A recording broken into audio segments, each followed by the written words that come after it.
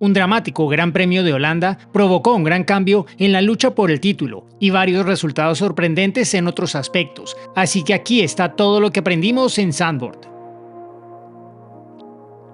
Si un pequeño cambio el sábado no hubiera ido en contra de Lando Norris, el gran cambio del domingo podría haber sido incluso más doloroso. Las ráfagas de viento fueron una variable importante durante toda la clasificación en Zandvoort y una de ellas en la recta de meta en la Q3 marcó diferencia suficiente según Norris para que perdiera la pole ante Oscar Piastri por solo 12 milésimas de segundo. Eso parecía condenar a Norris a la derrota, dada la importancia de la posición en pista en este circuito, especialmente con coches iguales. Fue una muestra de los pequeños márgenes en los que Piastri ha trabajado muy duro este año y que le han permitido situarse en una posición ventajosa. Pero si Norris hubiera conseguido la pole, habría sufrido un cambio más tangible y costoso el domingo, ya que su posición de salida no tuvo ninguna influencia en el problema técnico del coche que le obligó a retirarse. McLaren lamenta que ahora se haya abierto una diferencia de 34 puntos en lugar de 16 debido a un problema técnico, que fue culpa de McLaren, según admitió el equipo, y no de su proveedor de motor Mercedes. El historial de fiabilidad de McLaren ha sido muy bueno en los últimos años, pero tendrá que identificar la causa y evitar que se repita urgentemente, porque, sin quererlo, ha generado la diferencia más amplia entre sus dos pilotos en la lucha por el título, en lo que ha sido hasta ahora una batalla muy apretada. El primer podio de Isaac Hadjar en la Fórmula 1 ha llegado en el momento perfecto para impulsarlo hacia el equipo Red Bull Racing el próximo año. Este fin de semana ha demostrado todo el potencial que ya hemos visto varias veces en su temporada como debutante. Hizo una excelente clasificación pese a perderse la segunda práctica libre, en carrera mantuvo a raya al Ferrari de Charles Leclerc y manejó con facilidad la presión final con su primer podio en juego. Un resultado tan importante es una señal muy clara de su capacidad y puede ser un gran ejemplo para argumentar que Red Bull podría o debería ascenderlo para sustituir a Yuki Tsunoda la próxima temporada, pero Red Bull ya lo estaba considerando de todos modos. Tsunoda no ha convencido y más adelante hablaremos de ello, mientras que Hadjar ha rendido tan bien que las dudas sobre él por su carrera junior y su inexperiencia en la Fórmula 1 ya no parecen dudas. El jefe del equipo Red Bull, Logan Mekies, afirma que un solo resultado no determinará la elección de Red Bull y vale la pena destacar que los podios del segundo equipo nunca han sido garantía de éxito en Red Bull Racing, pero Hadjar no puede presentar un argumento más sólido que el que está construyendo este año.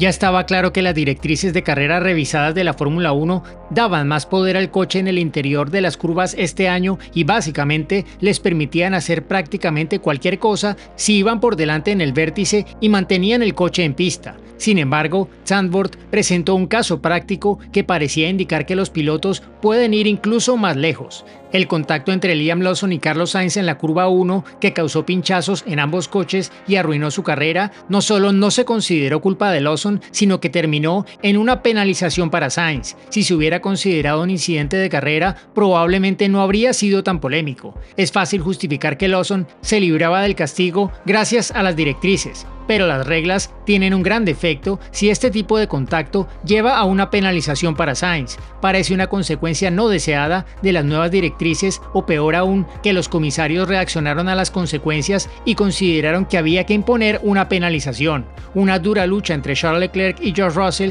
que incluyó algún contacto, fue descartada como un incidente de carrera después de todo.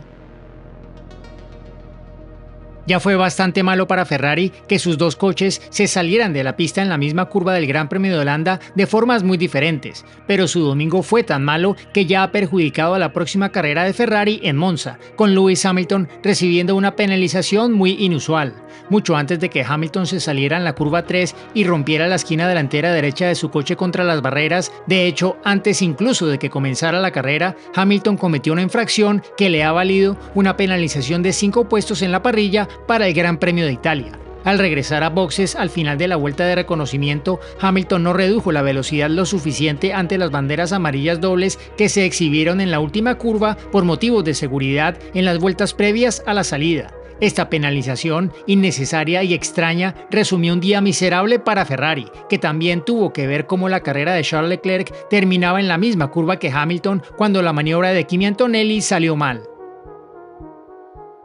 por tercera carrera consecutiva, ha cambiado el orden de los equipos que persiguen a Williams. Aston Martin está ahora por delante de Racing Bulls después de que el segundo equipo de Red Bull superara a Sauber en el campeonato de constructores. Esto puede parecer literalmente una lucha de equipos mediocres por posiciones mediocres, pero se trata de una competición fascinante en la que hay mucho en juego, más de 50 millones de dólares de hecho. Cada puesto en el campeonato vale cerca de unos 10 millones de dólares y existe la posibilidad de que prácticamente todos los equipos de la zona media consigan un resultado espectacular si se dan las circunstancias adecuadas. Ni siquiera Williams está realmente a salvo en quinta posición, pero la gran lucha se libra entre los equipos que le persiguen, entre los que también se encuentra Haas, solo con Alpine rezagado. Una gran remontada de Aston Martin, que sumó puntos con ambos coches a pesar de ir 13º y 18º en la primera vuelta, lo mantiene al frente de ese grupo persecutor por ahora, pero el podio de Hadjar ha revitalizado a Racing Bulls, que podría ser el equipo más peligroso de todo ese grupo.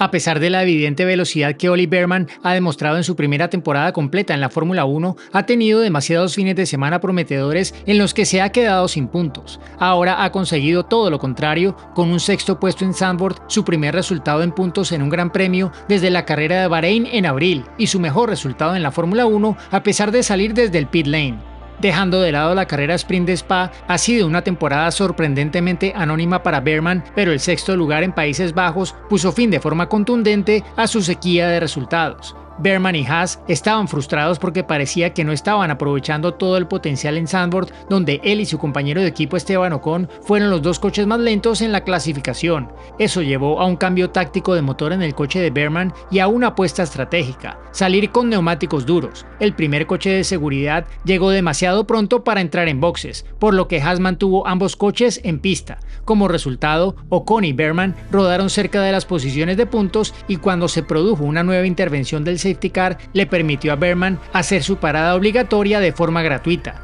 Dado que la causa de estas intervenciones fue la dramática eliminación de varios coches que iban por delante, ambos pilotos de Haas entraron en la zona de puntos.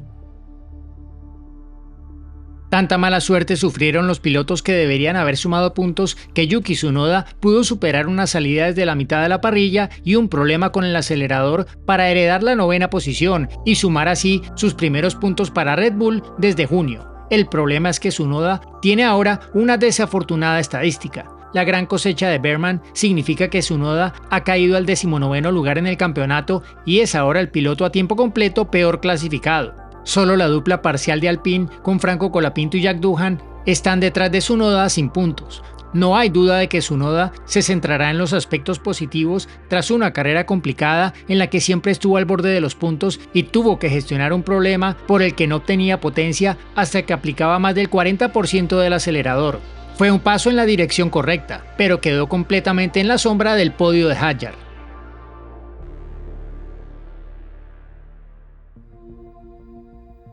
Kimi Antonelli fue materia prima importante para Jacques Villeneuve en su papel de comentarista en Zandvoort, primero por quedar eliminado en la Q2 en la clasificación y luego por chocar contra Charles Leclerc en la carrera y recibir 2 sanciones que le dejaron fuera de los puntos. Las críticas a la clasificación fueron duras, dado que el ritmo de Antonelli era realmente competitivo en comparación con el de George Russell y había respondido bien al quedarse atascado en la grava en la primera práctica libre y perderse la mayor parte de esa primera sesión. Desgraciadamente, sin embargo, el costoso error de cálculo de Antonelli en el Gran Premio arruinó lo que se estaba convirtiendo en una muy buena carrera, y el jefe de Mercedes, Toto Wolff, tuvo que recurrir al mismo argumento de "es joven, cometerá errores y mejorará", al que ha tenido que recurrir varias veces este año. No siempre ha sido por chocar con otros pilotos, a veces ha sido por falta de ritmo. Pero Mercedes ha tenido que defender a Antonelli más de lo que sería ideal incluso para un joven novato, y él no ha sido lo suficientemente rápido ni ha sumado los puntos necesarios para salirse con la suya